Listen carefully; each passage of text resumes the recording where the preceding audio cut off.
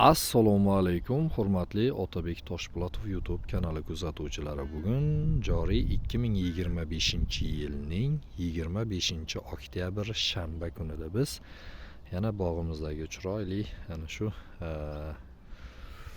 bedazorimizni talab va istaklarga binoan bitta video qilishga qaror qildik. Bugun ushbu bog'imizda ko'rib turganingiz mana bu chiroyli maysalar haqida ma'lumot beradigan bo'lsak, rosa bir oy oldin, ya'niki 19-20 sentyabr kunlarida ushbu bedamizni ekkandik. Yerimizni holati bo'yicha dastavval tanishtiradigan bo'lsak, ko'rib turganingizdek, yerimiz bir qarich emas, 1 metr chuqur qilingan. Yerimizda juda ham bir shara deydi-ku, ya'ni ozuqa qatlami yo'q edi hisob. Yerimizni ariqdan yaxshi suv ichishini inobatga olib 1 metr chuqur qildirgandik. O'sha yerimizni chiroyli qilib tekislattirdik va beda ekdik. Bir obunachimiz o'tgan videomizga kecha kommentariy yozibdiki, bugungi holati qay darajada bo'ldi, o'shani ham bir video qilingchi deb. Demak, bedamizni ekkanimizga azizlar 35 kun, 36 kun bo'libdi bugungi sanada. Ayni damdagi holati juda ham yaxshi. Alloh xolasa, biz to'g'risi shirasi yo'q bu yerda bunaqangi zo'r beda bo'ladi deb to'g'risi kutmagandik. Xo'p, yerimiz 10 sotik sal ziyodroq hisoblanadi. Bu yerga 5-6 Isuzu avtomashinasi bilan hisoblaganda 5-6 mashina nima tashladik? Biyagumuz tashladik. Va chiroyli qilib yoydirtirib sug'orib olib, dastavval ekishdan oldin yaxshilab sug'ordikda, ana undan keyin 10-12 sotik yer maydonimizga 4 kilo miqdorda beda urug'larini sepganmiz.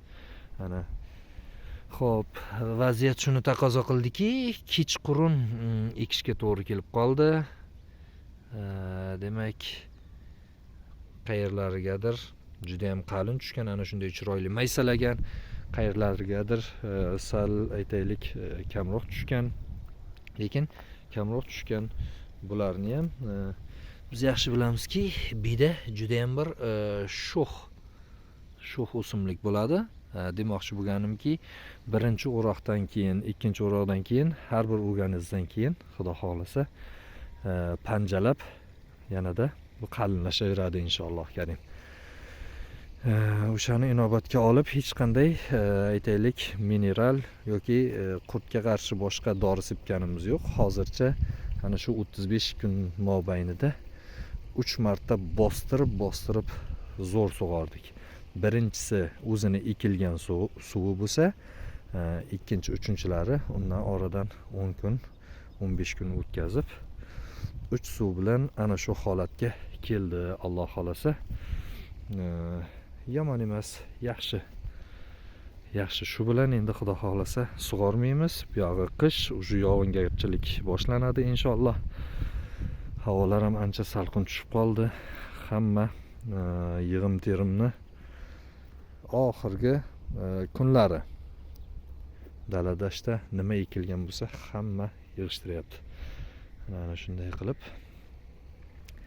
biz ham havolarni sovib qolganligini evaziga endi suvdan to'xtatamiz. Lekin juda ham bir ajoyib manzara aks etyapti. Nasib bo'lsa, chorvalarimiz uchun juda ham zo'r ozuqa bo'ladi inshaalloh. Aprel oyida buni birinchi o'rog'ini o'rganda Alloh taqdir qilsa yana bir ko'rsatamiz. Hozir alabila chiqqan bo'lishi mumkin, lekin ikkinchi, uchinchi o'roqlariga juda ham yaxshi bo'ladi. Har zamonda savol tushib qoladi. Chesnaklarimizni ekkanimizda kommentariyasiga yozadi. Beda ekkanimizda kommentariyasiga yozsak bo'ladi. Hozir ham eksak bo'ladimi? Birodarlar, eksangiz bo'ladi, qishda dekabrda eksangiz ham bo'ladi, lekin borgan sari hosildorlik kamayib ketaveradi.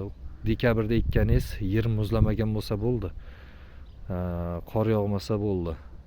O'sha vaqtda chiqmaydi, ertaga aytaylik mart oyida amal boshlangandan mart oyida bitta ikkita chiqib boshlaydi, lekin bu darajada zo'r bo'lmaydi. Baribir ko'zni ishi ko'zda. Yana shunday qilib chiroyli qilib bu ola-bula chiqqaniga hali ham yuqorida ham fikrimda aytib o'tdim, e'tibor bermaysizlar.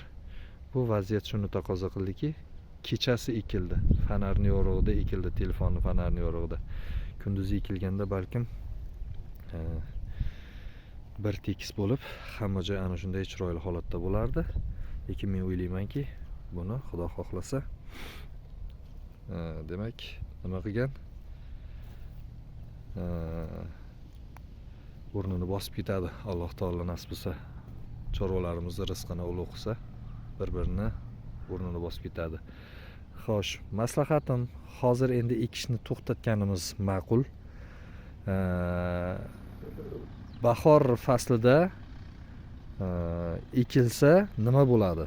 Bahor faslida ekilsa, yovvoyi o'tlarni, begona o'tlarni ko'proq chiqishi kuzatiladi.